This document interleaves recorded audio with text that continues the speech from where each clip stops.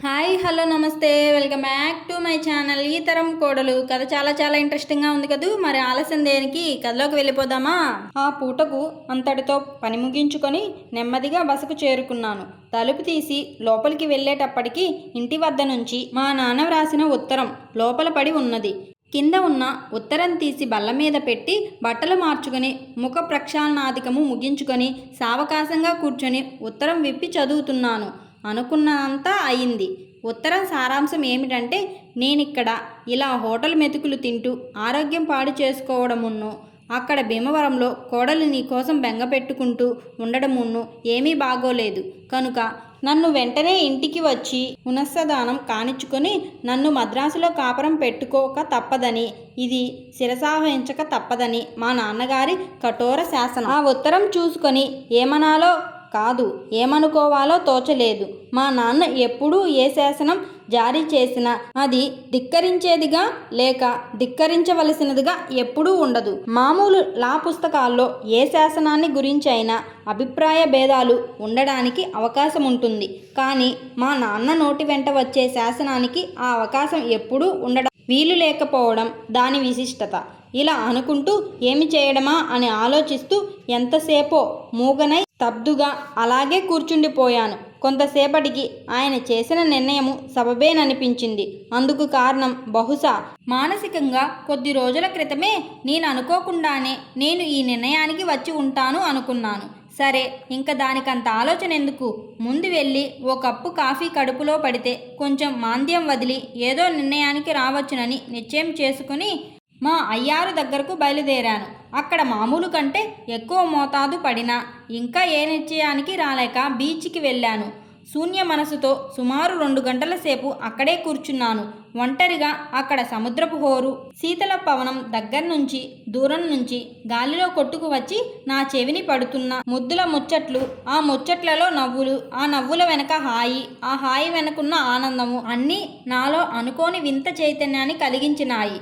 ఇన్నాళ్ళు ఈ సంగతి ఎందుకు మర్చిపోయాను, లేక మర్చినట్టు నన్ను నేను మోసగించుకుంటున్నానా అనే భావం కలిగి ఉలిక్కిపడి నలువైపులా చూస్తే పరస్పర ఆలింగన చుంబనాదులతో పరవశులైన మిథునములు తప్ప జంట కాని ఒంటర్లు ఒక్కరూ కనబడలేదు, నేను తప్ప.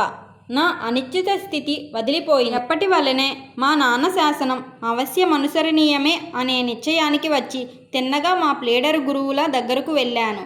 వారితో నేను వారం 10 రోజులు అత్యవసర కార్యం మీద ఇంటికి వెడుతున్నానని సెలవిప్పించమని కొంచెం సిగ్గుపడుతూ అడిగాను. వారు ఒక్కసారి నా ముఖం కేసి నిలకడగా చూసి మందహాసం చేస్తూ, అయితే తెలియకడుగుతున్నాను, అచ్యుతరామయ్య గారి అమ్మాయి ఇంకా కాపురానికి రాలేదా? చెప్పారు కారు.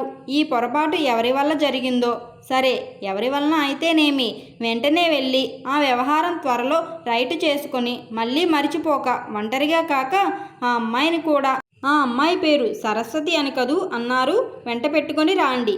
మీ వృత్తిలో సరస్వతి సహాయం కటాక్షము లేకపోతే పైకి రావడం కష్టం. శుభం భవతు అన్నారు. నేను మూడింతలై నోట మాట రాక మౌనంగానే నమస్కరించి బయటపడ్డాను.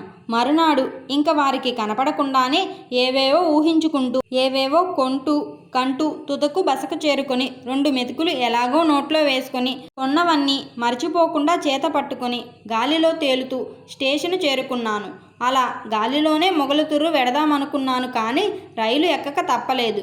మరునాటి మధ్యాహ్నానికి మొగలుతుర్రు చేరుకున్నాను. నేను ఇంటికి చేరేసరికి మా వాళ్ళు భోజనాలు అయిపోయినాయి. ఉత్తరం అందిన వెంటనే బయలుదేరతానని మా వాళ్ళు అనుకోలేదనుకుంటాను. ఏమైతేనేమి మా నాన్న సంతోషం గంభీర్యంగా ముఖంలో కనపరిచారు. మా అమ్మ సంతోషం పట్టలేక నేను స్నానం చేసేటప్పుడు భోజనం చేసేటప్పుడు కూడా పక్కనే ఉండి ఏవేవో అంతులేని విసుగులేని మాటలు చెబుతూనే ఉంది.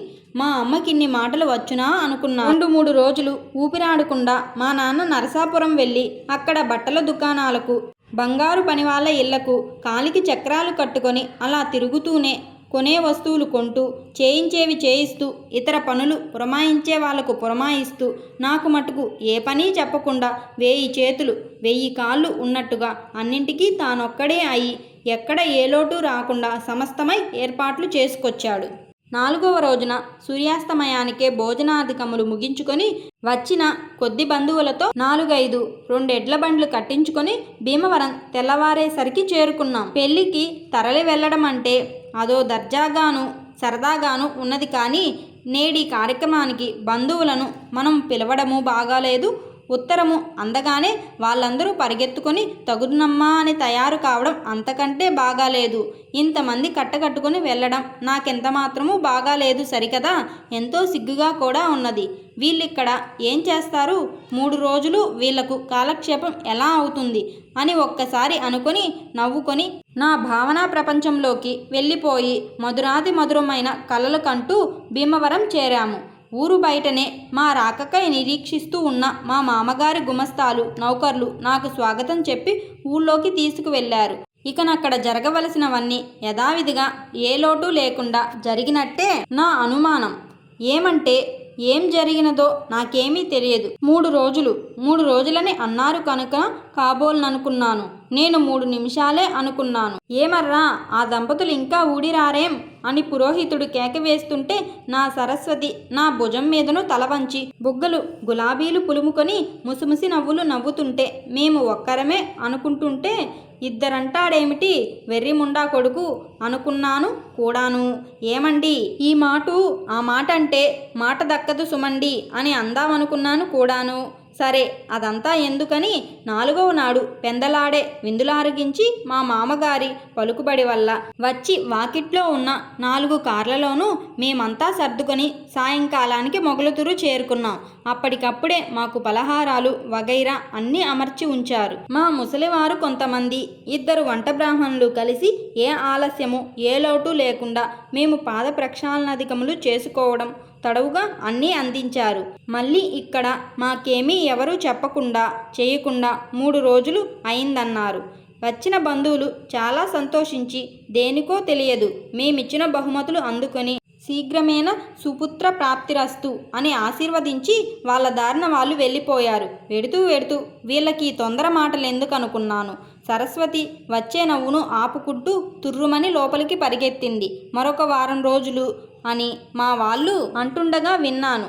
సరే కాలంతో నిమిత్తం లేకుండా దివరాత్రములు తెలియకుండా మధ్యన భోజనాదులు సంగతి కూడా మరచి మరో లోకంలో మేముండగా ఆ సాయంకాలమే మేము భీమవరం వెళ్ళి అక్కడి నుంచి మద్రాసు ప్రయాణానికి వీలుగా ఉంటుందని మా నాన్నగారు నిశ్చయించి అన్ని ఏర్పాట్లు చేసి మా కొత్త ఇంటి కాపురానికి కావలసిన వస్తు సామాగ్రినంతా సేకరించి ప్రయాణానికి సిద్ధము కమ్మని నన్ను హెచ్చరించారు.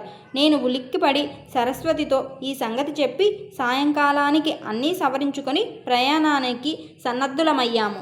భీమవరంలో మరి 2 రోజులుండి మా అత్తగారు మాకందించిన బహుమతులు తినుబండారాలు ఊరగాయలు సంసారానికి అవసరమైన పాత్రా సామాగ్రి వగైరా సామాగ్రితో మాకు కాదు సరస్వతి సహాయంగా ఉండడానికి వారి బంధువుల్లో ఒంటరిగాను ఆర్థికంగా ఇబ్బంది పడుతున్న ఒక వ్యవస్థతోనూ మద్రాసు బయలుదేరాము.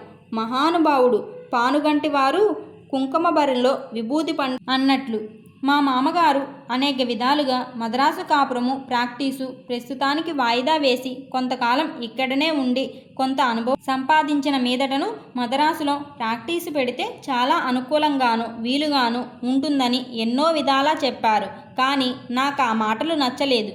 మొదటి నుంచి హైకోర్టులోనే ప్రారంభిస్తే విశాల దృక్పథం సువిస్త పరిశీలనా జ్ఞానం పెద్ద న్యాయమూర్తులకు కూడా నచ్చచెప్పగల నేర్పు అలవాటుంటుందని అనేక మంది చెప్పగా వినడమే కాక ఈ కొద్ది మాసముల అనుభవంలో నాకు తోచిన విషయం కూడా ఇదేనని మా మామగారికి నచ్చచెప్పి మద్రాసుకు బయలుదేరాము. మద్రాసు చేరిన వారం 10 రోజుల వరకు నేను అది వరకు తీసుకున్న చిన్న వాటాలోనే కాలక్షేపం చేసుకోవలసి వచ్చింది. అక్కడ ముగ్గురకు ఎంత ఇబ్బందిగా ఉన్నా అలాగే కాలక్షేపం చేసుకొని త్వరలోనే మరి కొంచెం పెద్ద ఇల్లు సంపాదించగలిగాను. రోజు సకాలంలో కోర్టుకు వెళ్ళడమే కాక మా సీనియర్ల ఆఫీసుకు వెడుతూ ఆ పని అంతా జాగ్రత్తగా అలవర్చుకున్నాను. మా నారాయణమూర్తి గారు నా శ్రద్ధాశక్తులను చూచి చాలా సంతోషించారు.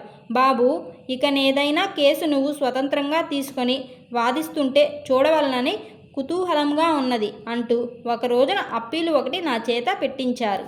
ఇది ఎల్లుండి విచారణకొస్తుంది. నీవు శ్రద్ధగా చదివి అవగాహన చేసుకో ఇందులో ఒక సూక్ష్మమైన లా పాయింట్ ఉంది. అది నీవు తెలుసుకోగలిగితే ఈ కేసు నువ్వే గెలుస్తావు, లేకపోతే పోతుంది. దానిని గురించి నన్నేమీ అడగవద్దు.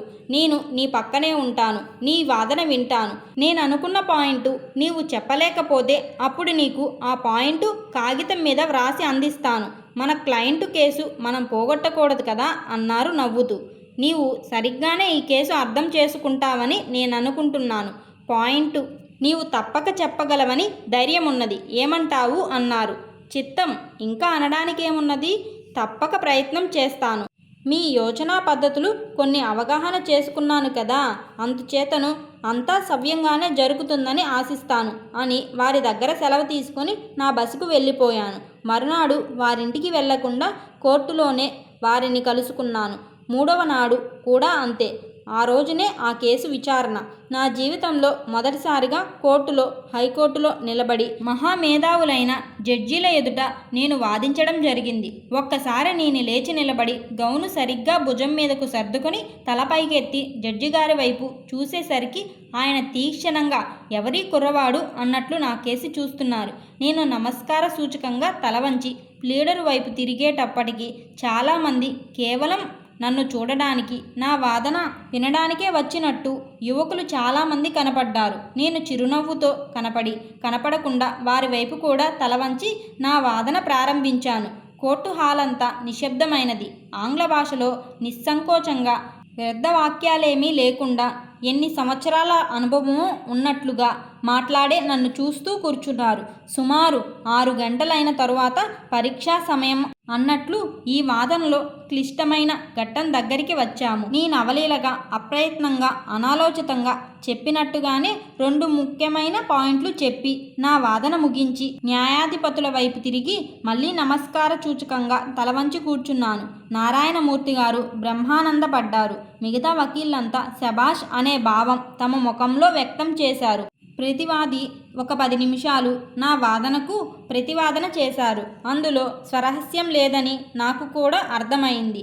నేను బయటకు వస్తుంటే నారాయణమూర్తి గారు నా భుజం మీద చేయి వేసి 2 అడుగులు నాతో వేస్తూ, చాలా బాగా చెప్పావు నాయనా. నేను అనుకున్నవన్నీ అనుకున్నట్లుగానే నాకంటే బాగా చెప్పావు. చాలా సంతోషంగా ఉంది. నీవు చాలా పెద్దవాడివవుతావు అని నా వీపు తట్టి వారి దారిన వారు వెళ్ళారు. వారికి పాదాభివందనం చేద్దామనిపించింది. అక్కడ జనసమూహంలో ఆ పని చేయలేకపోయాను. మరి 2 రోజులకు కోర్టు వారు నేను వాదించిన కేసులో మా క్లయింట్కు అనుకూలంగా నిర్ద్వంద్వంగా తీర్పు చెప్పారు. తీర్పులో నన్ను అభినందించారు కూడాను.